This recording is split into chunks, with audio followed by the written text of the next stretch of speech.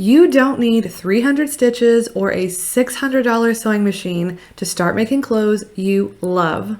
Hi, my name's Abby and I help nervous beginners start making clothes they love without wasting time, money, or fabric. So if that's you and you would like help along your sewing journey, hi, my name's Abby. I'd love to be your sewing bestie and help you out.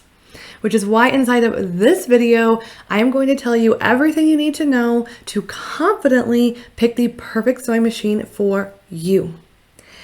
And if you stay till the very end, I'm going to share with you my favorite way to get your perfect sewing machine at the best price.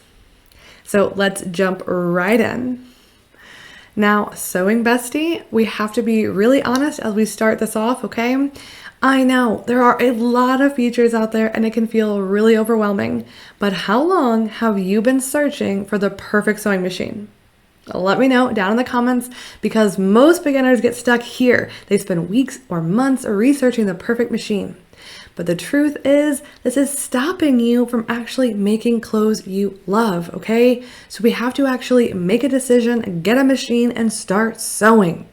So by the end of this video, again, I'm going to share with you everything you need to know, but if you still have questions, let me know down in the comments and we will chat down there, okay? I really want this to be the last video you need to watch before you finally make that decision and start moving forward on your sewing journey, okay? So now that we're going to make a decision, we're not going to sit here and overwhelm. Let's talk about the 3 stitches you actually need, okay? So sewing machines are gonna come with 300 stitches, 600 stitches, 800 stitches. Do you need all of those? Do you need to pay to have so many? The answer is no, okay? When it comes to sewing clothes or sewing anything, quilts, bags, curtains, whatever else you wanna make, 90% of sewing is straight stitches. And every sewing machine out there does a straight stitch, okay? Now, when you're not doing a straight stitch, which is rare, again, 90% is straight. When you're not doing a straight stitch, there's just a few other stitches you're gonna use. Maybe a zigzag for stretch fabrics, a buttonhole, maybe an overcast for the edge of your fabric. There's probably about 8, 9, maybe 10 stitches that you will use in total to make pretty much anything. So then, like, if there's only 10, we call them utility stitches, the stitches we actually use to make or construct, put things together. Then why do we have 300, 600, 800 stitches? Most of the time, those other stitches are decorative, okay?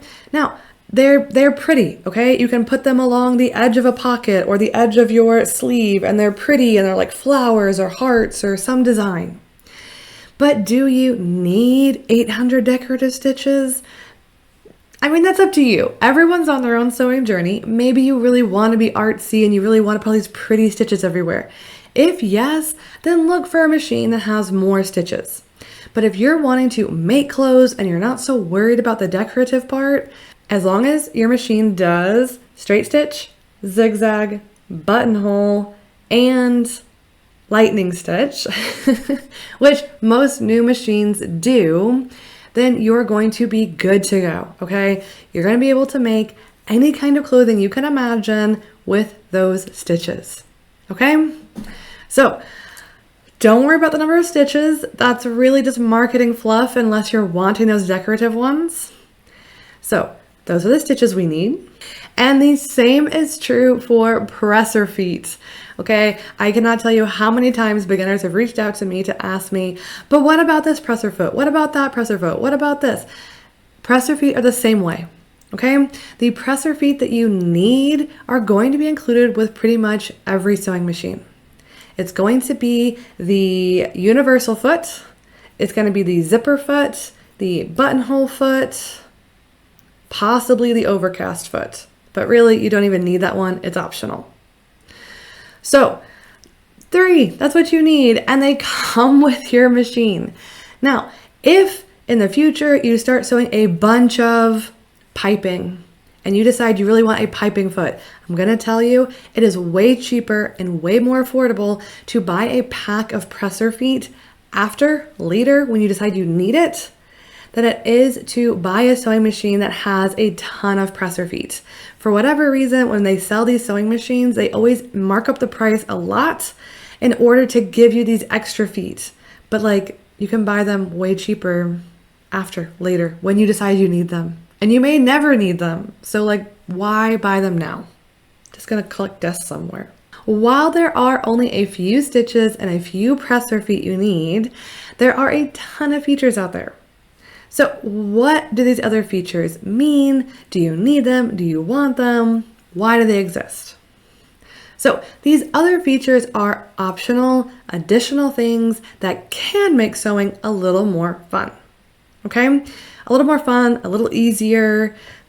So if you have a very tight budget and you just want to get started, all I would worry about is the first things that we already talked about, the stitches and the presser feet. And again, those come with pretty much all machines. So you can just get any sewing machine and get started. Now, if you have a little bit of a budget and you want to look for some nicer features, the ones that I would recommend to look for that I think actually make a difference are, first of all, the automatic needle threader. Okay, now this is becoming really common. Most new machines have this now, and it is a way to help you thread the needle on your sewing machine. If you want to see how this works, you can check out my how-to video here, how to actually use the automatic needle threader. But basically, it just makes this process a lot easier, so you're not like squinting and looking down at the needle and trying to get that little thread through that tiny hole. And as a beginner, you are going to be rethreading your machine a lot. So if you want to make your life a little easier, this is a great feature to have. I personally wouldn't buy a sewing machine now without one just because it's such a time saver. Okay, now the other feature I would recommend looking for is a top load bobbin. It should say this in the description, say exactly that, top load bobbin. And again, most new sewing machines have this feature. And really the biggest thing here is that it is a little bit more intuitive. Like when you see it and you see it set up, very straightforward, very easy. And you can actually see how much thread you have on your bobbin.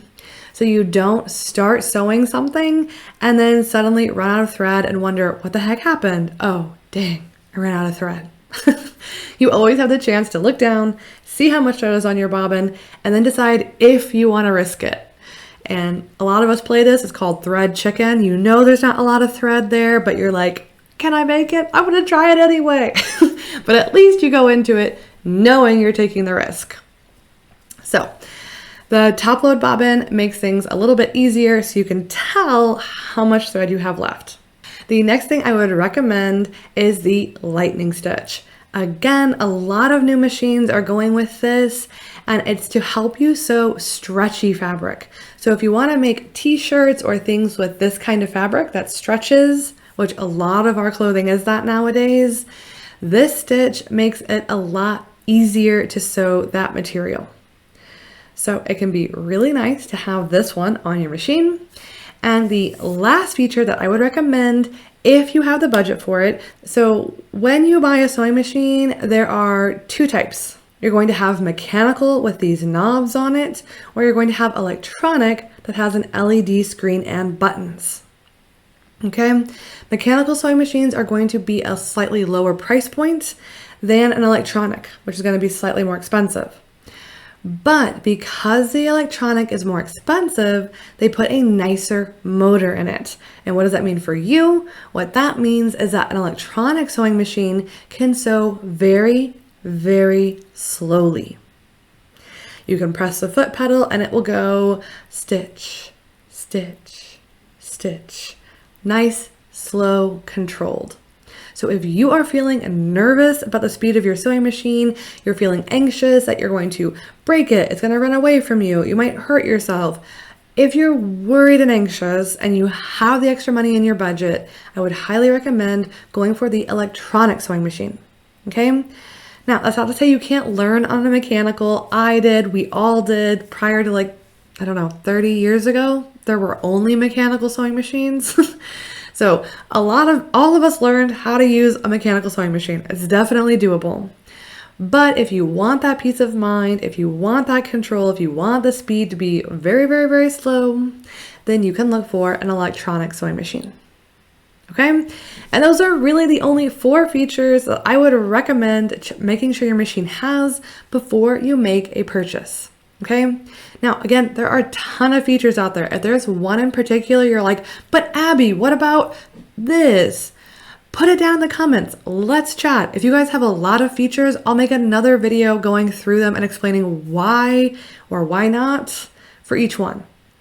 But for now, those are the only ones you really need. I promise, I swear, I've been sewing for 15 plus years. I've made a ton of clothing, and those are the only features I've ever really enjoyed about my sewing machine.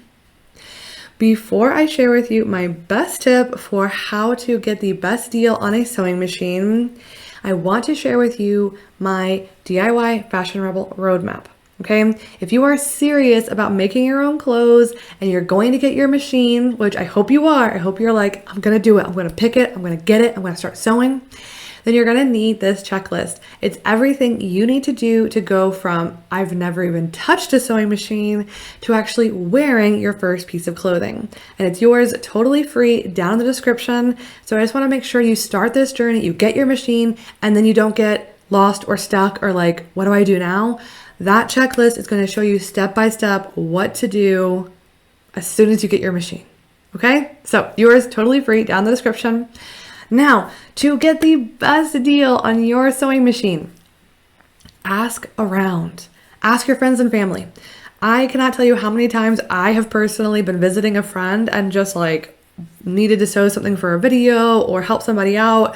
So I just ask around. Somebody's family, a friend of a friend of a friend has a sewing machine in a closet somewhere they're not using. Okay, so first things first, reach out to your social network. Post it on Facebook. Hey, I'm wanting to get into sewing. Does anyone have a machine I could use or could borrow?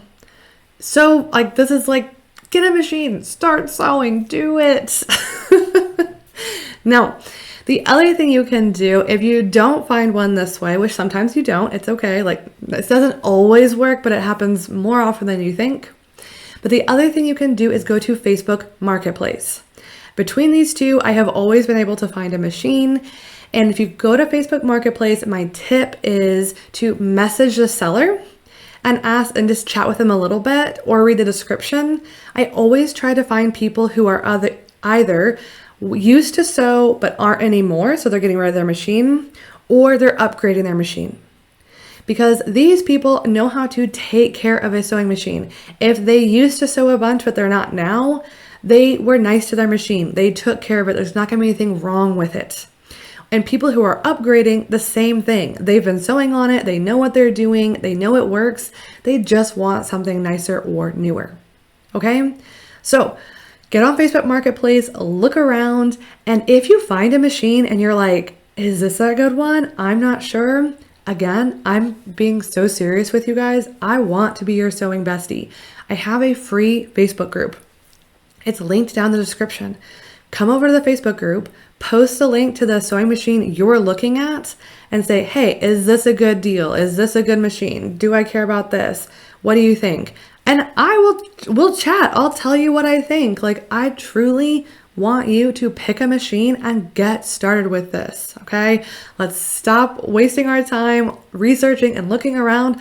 Let's get started and make clothing you love. Like, I'm just so freaking excited for you, okay? So now that you know which features to look for and you have the roadmap of what to do once you get your machine, the last piece of the puzzle, and this might actually even help motivate you more to get started and to pick that machine, is to figure out, what are you gonna make? Which is why you should tune into my next video where I'm going to share with you how to actually pick a beginner-friendly project that you're going to be able to start and finish without getting lost and confused in the middle. Okay? So be sure to check it out now, and good luck picking your sewing machine. I know you're going to make a great decision.